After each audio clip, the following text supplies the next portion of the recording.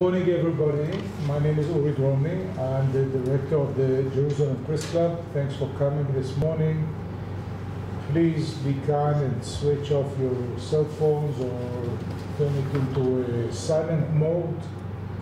We're very pleased to host this morning Professor Weiss, who is the Director General of the Taub Center, and he will speak a bit about the Taub Center, and then will present to us the State of the Union for 2016 in terms of socioeconomics. You all received his CV, but I'll just say a few highlights. He has a PhD from the University of Chicago. He's a member of the faculty of the Department of Economics at Bar-Ilan since 1988. He was also the chair of the department between 2005 and 2008. His area of expertise is applied economics. Among other things, he's the editor of the Economic Quarterly, which is the journal of the Israeli Economic Association, and he's also associate editor of Economic Inquiry. Apart from not settling with the ivory tower only, he served in several committees, antitrust, cost of living, and others. So, Professor Weiss, thanks for coming this morning, and the floor is yours. Thank you very much. Okay, so what we're going to do is we're going to talk a little about Israel, the Israeli economy, just give you a little bit of highlights. Some fairly new stuff. This is stuff that has come out in our recent report that just came out in the past few weeks. And some older stuff that those of you who were here last year also might see some things that you remember. I hope you remember. Just a few words about the Taub Center. The Taub Center is a nonpartisan think tank. What we do is we look at all the important socioeconomic issues in Israel. We think about issues of health, education, welfare, labor markets, macroeconomic policy, and we try to take a good hard look at what's happening. Everything we do is data-based, and it's all done at an academic level. In other words, the types of articles that we get, articles are sent out to referees to read before they are printed in our publications. And we just make sure that everything's at the highest level that it needs to be. This is cutting-edge econometrics, making sure it's done properly. Our purpose is to be able to get to the decision makers. That's our ultimate purpose. How we do it many different ways. We get to the press, we get to the public, we also get directly to the decision makers. And that's our main purpose, is to basically let them know what's happening. And we don't decide what to do. We don't advocate for one position or another position, but we inform. And because we are known as being nonpartisan, and because we are known as putting out high quality research, everybody takes our research as correct, and then they discuss what to do about it. And that's what we wanted to do. We wanted to come into the Knesset and pull out our book and say, look, they're raising this following problem, and now what do we do about it? And let them argue about what to do about it. That's great, because that's their job. Our job is to put the facts before them. Like they say, just the facts, ma'am. For those of you who still remember that reference. So that's the Taub Center.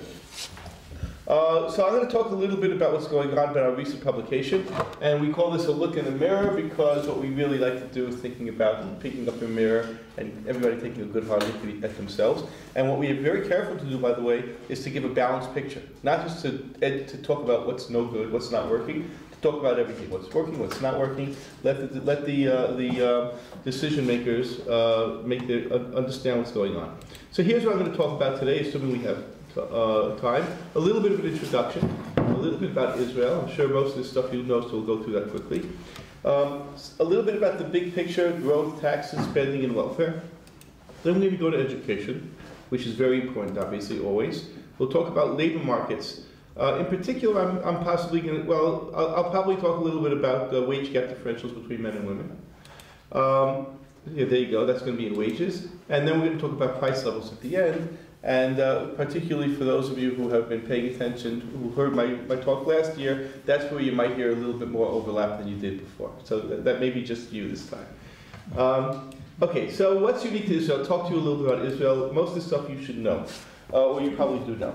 So Israel is a small island economy. What does a small island economy mean? So an island economy means an economy that's surrounded by water. Okay, so Australia is an island economy. Israel is not surrounded by water, but what the island economy is unique about it is that when it then wants to start trading with countries, it doesn't have a nearby natural trading partner. It's got to look for trading partners from further away. So you can't just drive a truck over, even from New Zealand into Australia, because it's, you know, it'll get wet on the way. And so therefore it becomes more costly. What that means is when it becomes more costly is that competition from within becomes more important. Within the country becomes more important because you have less good competition from abroad. And in addition, any difficulties you place on the ability to import goods from further away will be exacerbated. It'll become worse. It'll be and therefore, you know, those types of steps should be done carefully. Okay. A small economy, the reason the word small here is as opposed to Australia, which is bigger than Israel with respect to their GDP, Israel is a small economy in that there are 8.5 billion residents. And what that means is that the number of firms that can exist in any single field will generally be limited. Now, when you have a small number of firms and you don't have good competition from abroad, you might face certain problems that other countries wouldn't face. So a country in the middle of Europe, which might have the same demographics, would not have as big a problem because even if they only have a few local producers, you know, goods can come in from around them. And that should be able to solve a lot of the problem. Okay, it's a two-sector economy. Everybody likes to think about Israel as the startup nation, and Israel is the startup nation. Israel does incredible things with respect to high tech, with respect to pharmaceuticals, with respect to optical equipment, with respect to medical equipment. Really incredible, cutting-edge stuff. All the new smart car stuff that's going on now. Started with Google. So much of it is being developed inside of Israel. These cars are going to drive themselves and put 30,000 Israelis out of work. This is all stuff that's going on here. It's all happening here. But that's only part of the Israeli economy. That's the part that is most visible to people on the outside, but it's not the only part. It's not even the largest part of the Israeli economy. Over 70% of the workers in the Israeli economy work in services and in very, very low-tech type of industries.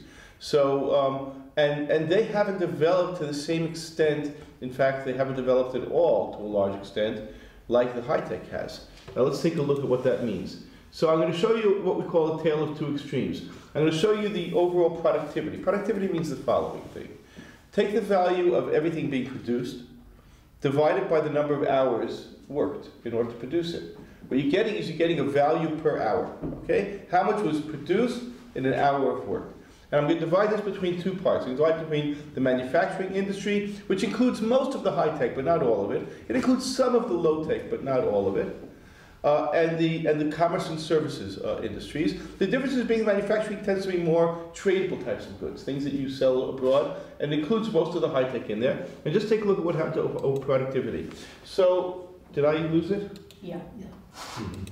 Oh, I had it there. Okay, so it was going up. I didn't realize it was up. So I was going up until about early 1990s, which is when the large immigration started from abroad, and it continued. Look at that rise in manufacturing. A lot of money was poured into developing these industries.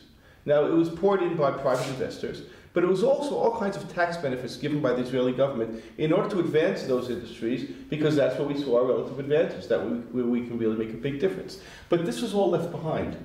And if you take a look at similar graphs for, let's say, Europe, you will see that, yeah, this is growing fast, but this is also growing. It's not completely stagnating. You see a huge drop over here as money was poured in, and as the Russian immigrants came in, and the former Soviet Union immigrants came in, and you see that it's stagnated. It hasn't gone anywhere.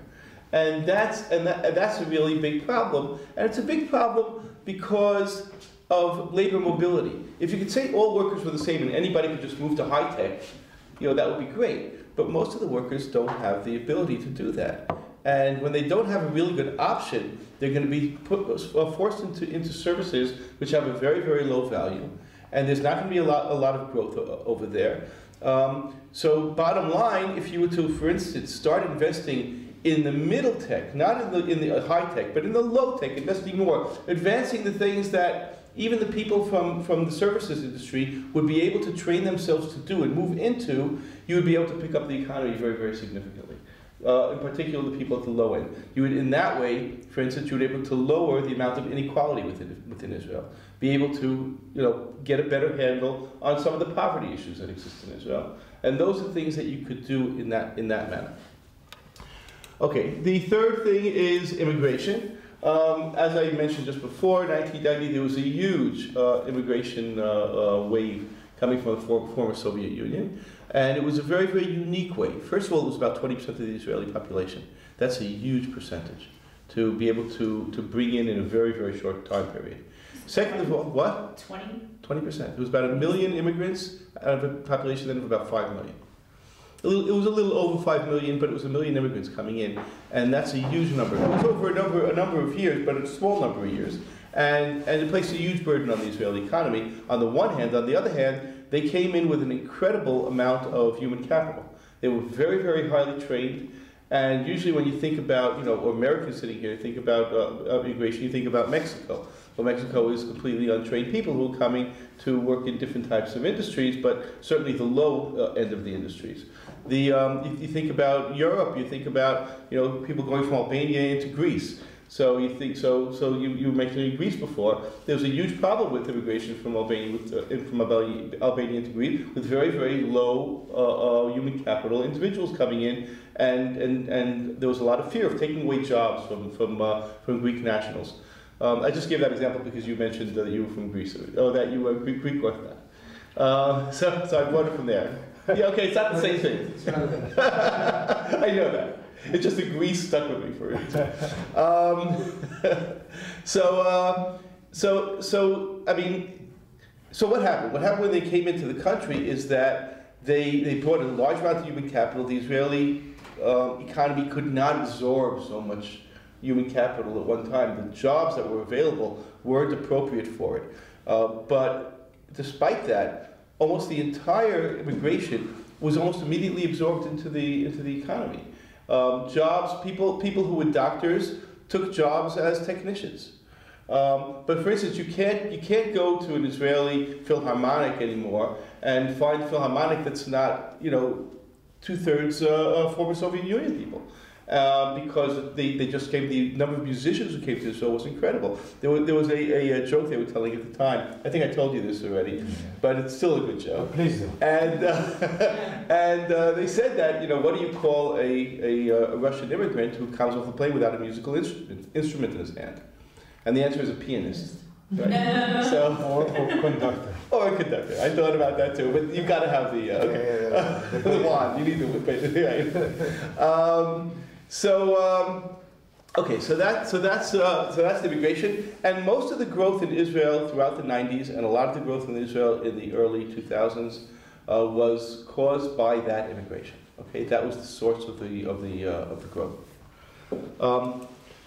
Security, of course, is in Israel. As I said, we're nonpartisan, we're not political, we don't deal with political issues. However, Israel is in a unique situation with respect to its expenditure on security. It spends a very high percentage of its GDP relative to other countries on its security. What that means is that whatever money the government's taking in order to be able to finance what it needs to finance, part of it is being earmarked towards security, and a significant part. So you're left with a smaller pie. Now, when you want to start attacking things like poverty, you want to start inequality, and improving education, and improving healthcare, et cetera, you need the money for it. And if a large part of the budget is going towards other things, then you don't have necessarily the budget that you would want to have in order to do that. The final is some demographic information. So Israel, we talked about the president talked about the 4 tribes. I'll talk about 3 because 2 of them are very, very similar with respect to labor market aspects.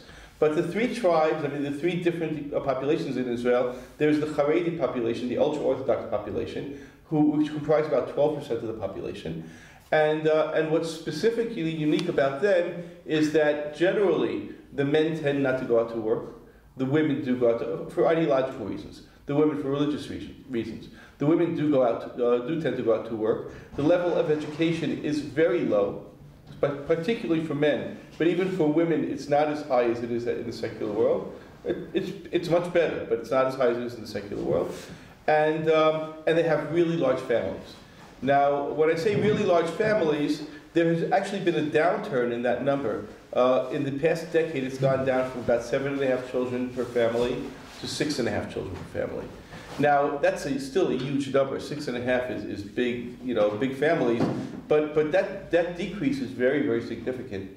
And it came together with an increase in labor force participation by men, an increase in the education level that they're getting. In other words, some of the changes that are going on are what led to a lower, or seems to be what led to a lower amount of fertility. They're correlated. I can't actually prove causality or causation for those who prefer it.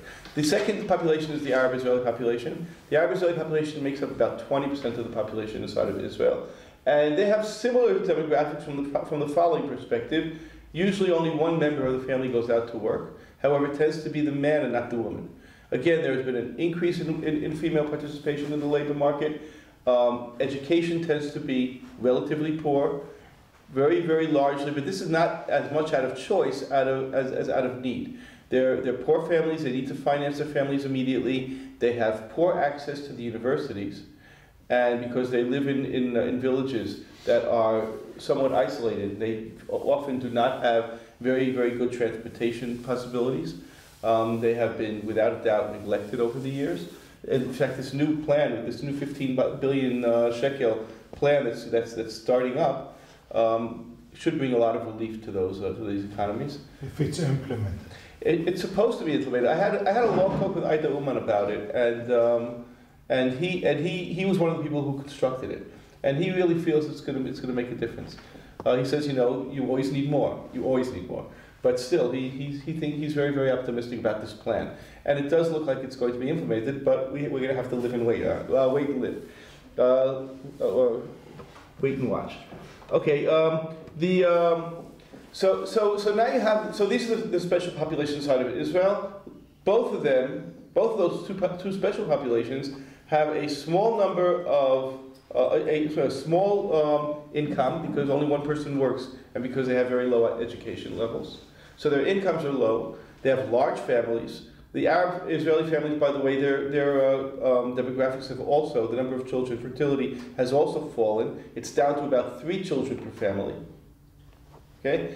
But Israel as a whole, and that's a significant drop, Israel as a whole has a very, very, very large number of children.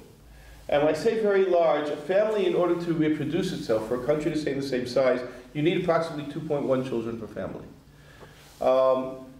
Israel is the only country, a developed country, that has more than 2.1 children per family. The average in the OECD is about 1.6 to 1.7. Israel's between 3 and 3.1. And it's been consistently between 3 and 3.1 since 1980. And the way that's happened, despite the decrease in Haredi fertility and in Arab fertility, is that the other two populations, the other two tribes, the secular and the Zionist religious, people like me, are having more children. So those populations are growing, and on average, it's basically not staying the same. But that means you have a lot more children in Israel than before. In addition, Israelis live for a long time. The life expectancy is very long for in Israel, particularly given the level of the socioeconomic level inside of Israel. Given how much income people have, we shouldn't be living as long as we are. Okay. In fact, a recent study in our latest study, we show that men in Israel are living 7 years longer than expected. And the gap between men and women in Israel is one of the smallest in the world. Women still live longer.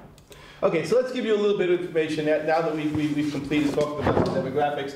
Let's start and give you some real information. Okay, so what you have here is you have GDP per capita in the OECD countries, and what you're going to see, this is all relative to the United States. So the United States up there is at 100%, and you can see each country where it is. Israel's at 58%. Now that's low, okay? So with respect to how much we're producing inside of Israel, it's much less than it is in the US. and it's much lower than most of the countries we would like to compare ourselves to. The countries here at the bottom, many of them are Soviet, are former Iron Curtain countries. And therefore, the fact that they are low is not that surprising. The ones we like to compare ourselves to are the ones who are way higher up, and we're lagging well behind them. Now, the other thing here, this is 1995. This graph brings it up to 2015. And the 2015, what you're seeing is what happened between 1995 and 2015. And you're seeing these countries over here, the ones that were low, they tended to grow. So did these. They tended to grow. The ones up on top, well, there tends to be, there's a theory that shows that there should be a conversion to the mean. Okay, there should be conversion to the mean. People should be moving to the mean. Those who are below should be moving up. Those who are above should be moving down. That's more or less what you're seeing, that the ones above are moving down, the ones below are moving up, but Israel's not moving up very much. And it's at the lower end, but the growth is not what you would want it to be over that period. So Israel did have a very, very high growth rate in the 90s, but it's died out in the second half of the 2000s and until now. The last decade has been really not very good with respect to growth. This will show this a little bit clearer. This is now bringing us up to 2016. I do 2016 here. Some of the numbers may not be final numbers because we're still, changing those as more information comes in. But we're at about 60%. In other words, we haven't moved very much. We haven't moved very much. And this is the growth over the past 5 years. It's been only 1.1%. That's low for Israel historically. For Israel historically, we've had growth of about 2% a year. That's real growth. Growth per capita, growth per person. And it just hasn't been happening. And the other countries, especially the ones down here, have been doing much better than we've been doing. So that's a problem with respect to growth. If we compare ourselves to the OECD, and these are the higher, the top half of the OECD countries, the ones we like to compare ourselves to, we're at about 65%, and that hasn't been changing that much. Okay, we haven't converged to where we want to go. A quick reminder or discussion of tax revenues. This is again for those of you who were here last year. I think I showed this graph last year, but what I'm showing is as follows. Here on this axis right here, the x-axis, we have tax revenues as a percentage of GDP. What that means is, out of everything being produced in the country, what percentage of that is going into the government's pocket? I don't care how it got there. It could be through income taxes, it could be through business taxes, through value-added taxes, anything. Whatever taxes are, how much is the government getting out of that money? Now we see a huge spread. And we just had US elections, and let's think about Republican versus Democrats. Okay, so the Democratic ideal is to be all the way up at the top, is to take a lot of taxes and give a lot of services. The Republican ideal is to let the market work as much as possible, have smaller government, take fewer taxes, and give less services. And the United States is in that area. And the countries we think of as welfare countries, Denmark, Belgium, they're all up here, okay? And these are the ones we like to compare ourselves to very much. And you see that Denmark has 52% of its income is going into the government's coffers. Now, that means that it can do a lot, okay? When it takes a lot of money, it can do a lot. But over half of everything being produced is going into the government's pocket.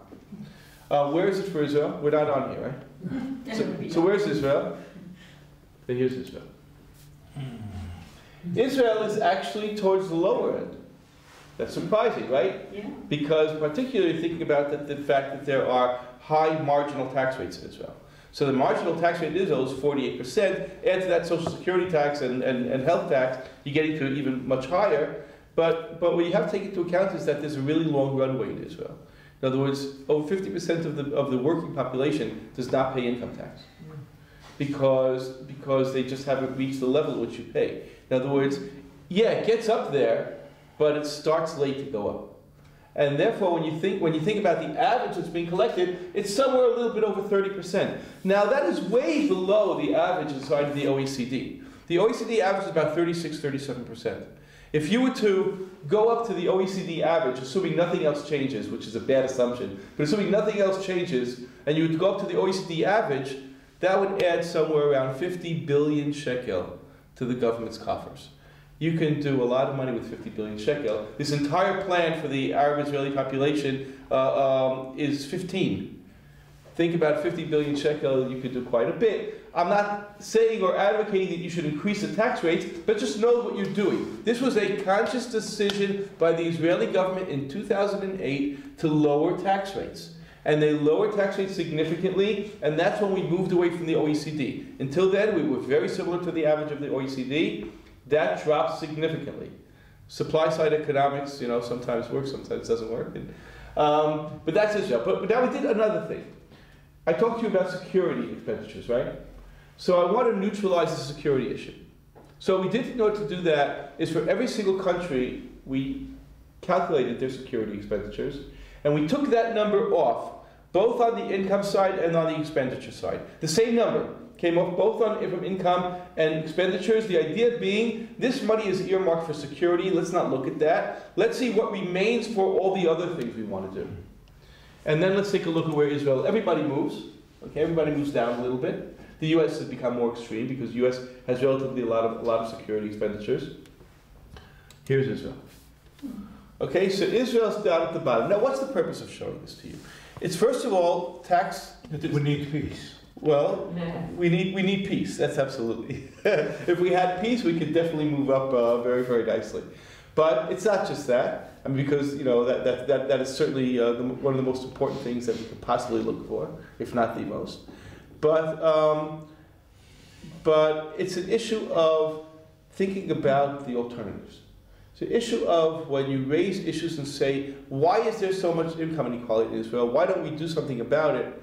You've got to ask at the same time, where is the money coming from in order to do that? Do we want to raise taxes? Well, if you ask the head of my welfare group inside of the center, he's going to say, yeah, we should raise taxes. If you ask somebody else, they're going to say, no, we should not raise taxes. This is getting back to that Democrat-Republican. There's no right answer. There's no wrong answer. There are just different answers, and you should just know what the issues are. Okay? So when you think about what can we do, what should we do, think about both sides of it. Think about the income, think about the taxes, and then you can make smarter decisions. Okay, so we talked about poverty, so let's talk about poverty. This is the latest numbers we have on poverty for all the different countries. We have newer for Israel, but for 2012, 2013, you see Israel, well, there are two kinds of inequality. So what this number shows, it shows the percentage of people who are below the poverty line, okay? Poverty line is defined as anybody who has less than half of the median income. That's called the poverty line. Anybody who earns less than that is below the poverty line. Now, what you're seeing here is two types, market income and disposable income. Difference between market income and disposable income. Market income is your gross pay. It's your pay before taxes are taken off, before you've received any kind of Social Security allotments, before you've received children allowances or any other type of assistance from the government. So it's before the government takes and before the government gives. That's market income. In market income, we're actually doing pretty well. The percentage relative to the world is fairly decent. It's 24%, about a fourth of the people are below the poverty line. You know, there are a lot of people who don't work. There are a lot of people who have lower incomes. But now, the idea, part of the purpose of the taxation system, part of what you're doing, especially for welfare states, especially those who want to help their citizens, is to take money and redistribute. And the redistribution is meant in order to lower the poverty level. You help those who are in need. So that's what the Social Security system does inside of Israel and inside of most countries. But what you're seeing is that when you take a look at disposable income, Israel's in last place. Okay, we're tied for last place, but that's not really very comforting. Israel's in last place. And then the question becomes, why is Israel in last place? Part of the answer is these two special populations we discussed before. Okay, the two populations who have low income on the labor market and a large number of children. That's a recipe for poverty because you're not going to be able to pay. You're not going to have enough income per person. And it's not just that, it's that those families, especially those with very large families, will tend to be really far below the poverty line. It's not that they're going to be close to the poverty line. They're going to be really low, and even if you try to help them, the amount needed in order to help those families get above the poverty line can be very, very significant. What you need to do in order to get them there is get them better education and get them better jobs, you know, opportunities of jobs, and get them out to the labor market. Those are things that will solve the problem. You know, the Band-Aids aren't going to solve the problem. The other issue is that, remember that low expenditure, low taxes in Israel? The previous graph? Well, again, the government does not have the amount of money it needs in order to be able to really solve this problem. Other countries like Denmark that are taking 52% of your income, they can solve the problem pretty easily. They've got a lot of money to work with, and that's what they do. And Denmark, where's Denmark? Here. They go down from 25% to 5%. Well, the way they do that is that all those countries all those people who are at the 25% mark, all those 25%, they're giving them assistance, and they're pulling them above the poverty line. Okay, but you can do that only if you have more income. Income inequality, market income inequality has been going down over time, very, very significantly. In other words, more people are getting out to the workforce. We know that more of the Haredi world is getting out to the workforce, more of the Arab women are getting out to the workforce. That helps to lower market inequality. Disposable income, it's been less clear what the effect has been. It hasn't specifically been going down. And disposable income is the one that we are really more concerned about. This is just showing you with respect to the elderly what's happening with respect to their income. Now this dotted line over here is the poverty line. And what you're seeing is different parts of their income, what their income is made up of. What comes from pensions, what comes from the government, what comes from working, where it all comes from. And obviously as people get older, their incomes tend to be lower. Pretty much everybody is above the poverty line. The only group, this is on average, there are always going to be individuals who are going to be below. So this is just an average. So when you see this number right there on the poverty line, clearly there are going to be people below and people above. That's going to be true for every level. But you see that even those who are below the poverty line, say over here, the gap isn't that big. To help the elderly get above the poverty line is not a very large task. That's a task that's manageable. To get the younger people who are choosing not to work, that's a much more difficult situation. Also, let's remember, these people very often have their own homes. For the most part, they have their own homes. They have perhaps some other income we don't know about, and therefore their problems aren't nearly as large. This is the target set by the LLU committee. A committee was set up a little bit over 2 years ago, which was headed by LLU, who is now a Knesset member. And they sat for a long time and did a really, really serious study for the first time in Israel's history about how to tackle the poverty issue. Well, not in Israel's history, it was done in the 1950s before that. But how to attack the problem. And their goal was to bring the Israeli poverty level down from that 19% all the way down to the average of the OECD, which is 10 to 11%. And what they did was they came out with a very, very, very long list of recommendations of what to do and estimations of how much money that's going to cost. And this was how they planned, this was what they wanted to happen over time. They didn't expect it to go down in one day. They hope it'll go down over time. Just to show you, here is what was done and what wasn't done. This is not a list. We got the list inside this chapter, inside our new book. And all our materials are free on our website. So in the chapter that discusses this in the new book, there is a list of exactly what was done and exactly what was not done. A comprehensive list of everything. But what you see is to take a look is as follows. These bars are showing you what percentage of the money that is needed in order to do exactly what LLU said, what percentage was actually spent in each year. So this is showing you how much was spent. They're very similar colors, that's a problem. These are showing you how much was spent in 2015. Now let's remember 2015 is a strange year because there were suddenly elections in 2015 and that threw a lot of plans off. And this is showing you what happened in 2016. I'll mention 2017 in a second. But what you're seeing is that 19% of the money, well, let's take a look at the entire thing. In 2015, only 6% of what was required was spent. In 2016, it was 26%. Now, that's significant expenditure, and a lot was done, but a lot also wasn't done.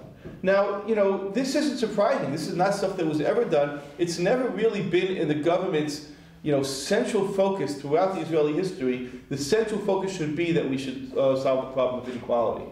That was never really the main goal. People think about issues of growth of the country a lot more than they think about issues of inequality. And this is the first time this types of money was actually spent on it. So it's very, very hopeful on the one hand. On the other hand, there are very key things that haven't been done that would be very, very beneficial to do, and I'm going to refer you to the chapter to discuss them. Just one thing that I will mention, I think you all know about these child allowances, the new savings for every child plans. Well, those are plans that just started this month, okay, in January of 2017, under which the government is putting money away for every child until the age of 18. Every month the government is putting in money. The families can match that money. That money grows over a long period, and when the child reaches maturity, he gets basically a bunch of money that he can use for things like education, starting a business, buying a home, and that's very, very significant. That's going to raise this number here on welfare and Social Security by a lot. So this year that number is going to go way up. Moving to healthcare, as long as we had health over there. The public and private people, the population, is spending more and more on healthcare as time goes on. Okay, this is happening partially because people are getting older, but also people tend to be buying a lot of insurance. The amount of insurance that are being sold to people has increased significantly, and in fact the amount of unnecessary insurance has increased dramatically. People buy, without knowing it, they buy multiple policies that cover the same things. And there's just no need for it, and it's become a huge market inside of Israel, and it's truly a problem because it's really pulling a lot of funds from people that shouldn't be pulled from people. That's a large increase here. If we would take the ratio, the amount being spent by private people has gone up significantly. The percentage being spent by private people has gone up significantly. The government's spending more, okay, that's right. It has to spend more. There are people living for a long period of time, but people are spending a lot more money, and that's more significant than the other. If we take a look at the share, this is what I was telling you now, the share of monthly expenditures, how much people from their income, how much they're spending on healthcare, that's gone up pretty dramatically. That's gone up from 3.9% to 5.9% over this 20-year period, 17-year period. That's a pretty big increase. You're spending 6% of your income on healthcare. If you take a look at it per family, take a look at the quintiles. This is the lowest earners, and these are the highest earners. So there's this supplementary insurance that people are buying a lot more of. Look what happened here. It went from 104, this is billion shekel, to 255. No, I'm sorry, this is average per family. 104 shekel to 255. The commercial insurance has gone up from 16 to 206. That's all that insurance is being sold to you. This supplementary insurance is what you're getting from the provident funds, from your health fund. So those who are with Maccabi and you're buying Maccabi Zahav or Magen or whatever it is you buy, those are costing you money, and this has gone up very significantly. But not like this. These are those private insurance policies that are going up, and these are and they're not buying them. Who's buying them? The people who have money are buying them. So you're causing an added disparity that the people who are better off are the ones who are able to get the better care. They can get faster access to whatever types of operations they need, or procedures they need, or doctors they need, and because they have this additional insurance, but they don't realize that they're buying the same insurance over and over again. If you take it as a percentage of what's being spent, of total, just let's take a look at this one over here. So the poorer families are spending 10%. We talked about 6% on average. They're spending 10%, and the richer families are spending only 4.7%. All right, so that's clear that even though you're not spending as much money when you're in the lower quintiles, as a percentage, you're spending a lot more. By the way, if you have questions, you should really ask. I know I'm going fast. Yeah. Oh, right back to what you talked about, the Arab and Haredi demographics. You mentioned that the Arab population dropping to 3.1. About three children. Just like secular Israelis, right? So what was it before that? Oh, it was somewhere closer to 4. Oh, I see. So not a huge drop. But well, that's pretty large. A drop by a quarter. That's pretty big. Yeah. I don't remember the exact number, but it was between 3.5 and 4. I don't remember the exact number, and that's very, very significant. But that means that their percentage of the population is basically constant at this point. Their percentage of the population stays about constant at that point because they're growing the same rate as everybody else. Yeah. I had a question also about that population. Sure. I was wondering, is having only the man in the family working, is that based on custom or is it based on religion? And I'm wondering, From the Arab population. Because it seems like it's certainly in their best interest if it's not a religious issue. It's a little of everything. It's a little of everything. In other words, part of it is Muslim families that don't, devout Muslims that don't want their wives intermingling with certainly not with men. So you would have to set up separate types of places of work. But a lot of it is not, because more and more Arab Israeli women are getting education, and those who get an education, who get a BA, work. Okay, almost all. They go out to the workforce. And that's becoming much more common. The percentages are increasing, but it's a little bit of everything. It's also a little bit of access and opportunities that they have, and that's something that needs to be developed. When I really recommend to watch a new film done by Arab woman, director, Lo Po Lo Sham, neither here nor there. It's about the travails of 3 Israeli-Palestinian women struggling with the issues you mentioned. Yeah, without a doubt. I had a young woman who's a student of mine, Arab-Israeli young woman, who wrote an outstanding seminar paper on what the reasons were behind it, and it's a whole gamut of different reasons. It's not just one. But there are things. A lot of them are things that if you place the opportunities in front of them, they'll take them. And I truly believe that when you think about the Israeli labor market and you think about where potential growth can come from, I think that's the place where you have the most potential with respect to the labor market. Because I think that increasing education in the Arab Israeli communities, but this is a personal opinion, and increasing access to places of work, good places of work, would be very significant. Okay.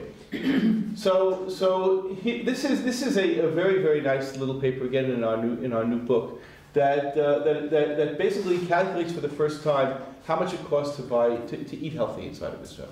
And the healthy inside of Israel was determined together with the Ministry of Health, and the idea is that it took the basic Mediterranean diet and said, which is a lot of vegetables, a lot of fruits, a lot less legumes, and different and grains, but it basically puts together and calculates how much it would cost for people to eat healthy, and then it goes and it takes a look at how that's affected by the size of family, and of course people who are at the lowest quintile, who have less income, tend to have bigger families. So calculated what percentage. This is just the bottom line. There were a lot of graphs coming to this, but the bottom line is that if you take a family, the average family, the lowest quintile, taking into account how many children there are and how much income they have, they would need to spend 65% of their income on food in order to be able to eat healthy. They spend, in practice, about 42%, which means they're clearly not eating the healthy things that they need to eat. They're eating, what they can get for less money. The disparity here is much smaller. Here, they're doing better. These guys here, they only need 7% of their income to eat the healthy basket. They're spending 10%. That doesn't mean they're eating healthy. I don't know what they're buying, but at least it means that theoretically they could be eating healthy. Some of them might be eating healthy. Okay. Okay, so that's a very, very interesting study. It shows you where the problems are. Okay, so this is what I told you about before, and I just want to show you this was that 7-year difference. Remember that 7-year difference? This is as follows. It's saying, given the socioeconomic status of Israelis in every single country, how long should people be living? Okay, so you're going to find always half the countries are going to be above, half the countries are going to be below, because this is compared to what you should be living. How much are you living? Israelis are living, as I said, 7.2 years longer than they should. It's way above any of the OECD countries, way above. And if you want to know why, well, the book tries to give part of an explanation, and you might be surprised by the answer, because some of it has to do with the Israeli military. And yeah, And it's not necessarily the Israeli military, but it's the military in general. It basically looks at all countries and takes a look at countries, how much mandatory military time they have, how much time people spend in the army. And basically it shows that the more time people spend in the army, the longer they live on average, which seems completely backwards. But the idea, they need to tell all the stories, you know. Right. So the idea behind it is a health issue. It's health. They work out? They work out. In other words, they are forced to work themselves into shape at a young age. That could have lasting effects, and it could have lasting effects also on behavioral effects. Maybe people learn to become, on average, learn to become healthier over a longer period of their time. Maybe not, but it's a really good story, and it's backed by some really nice other evidence. For instance, the percentage of cardiovascular problems that people have in the side of Israel, which is very low. The types of problems that you would expect to be to disappear because of health things. Differences between men and women, you see this effect for men, you don't see it for women nearly as much. Differences between the Jewish population and the Arab population. You really see that there are large differences there, which would be explained by this explanation. I can't guarantee that the explanation is right, but it seems to have a lot of collaboration. Do you have statistics based on preventive health care in the country and how long people live, like to what extent the healthcare system here causes people to live longer? It uses that also. It uses a lot of different measures that could be used to explain. It looks at longitude and latitude issues. It looks at weather conditions. It looks at all kinds of socioeconomic issues, education levels, all kinds of different things that could be used to try to explain. This is done over 170 countries. And here you only see the OECD, but this is done over all 170 countries. And it basically does a really, really good job of explaining why longevity is different in different places. I suggest that go on. You go on. Let's go on and then take the questions. Okay. Absolutely. Thank you. I have lots. Okay, so this is the Ministry of Education budget, and we see that more and more money is being spent on education. In fact, it's gone up over the past decade. It's gone up since 2008. It's gone up about 85%. I'm sorry. A lot more money is being spent on education. A lot more, about 35% more in real terms. About 35% more per child in the school. The amount of expenditures has gone up significantly. Smaller class sizes, more teachers inside the classrooms. That's all been happening very, very significantly. Now, this is the number of teachers, new teachers. These are the number of new teachers over time. This is the net growth over time. This is very, very significant. The number of teachers has been increasing significantly. Not all of them are starting off as teachers. Many of them are coming from other professions and going into teaching because they find it as a calling. And they do that. This is the number of students who are becoming teachers in the colleges of education. Is becoming very, very large. This is that academic retraining. People who are already academics and they're going and getting training as teachers and becoming teachers, leaving the high tech and going into teaching. This is happening worldwide, by the way. And this is the average number of children per teacher. Okay. So it's been going down very, very significantly. That's all the children, all the teachers, all the different types of teachers. That's an average. However, the interesting finding is, I don't know if you all remember, there was this big protest last year called the Sardine protest, which people were protesting against the class size. Class sizes in Israel tend to be large, and complaining about the large class sizes and what a terrible effect that has on the students' achievements. It turns out, forget these guys over here. These guys over here are small class sizes, below 19 children, and those are the guys who are special classes generally. They're generally children who have special needs, and therefore they're moved into smaller classes, and therefore because they're special need children, we're going to leave them out. If you take a look at the rest of this, grades actually the size of the class has no effect on grades.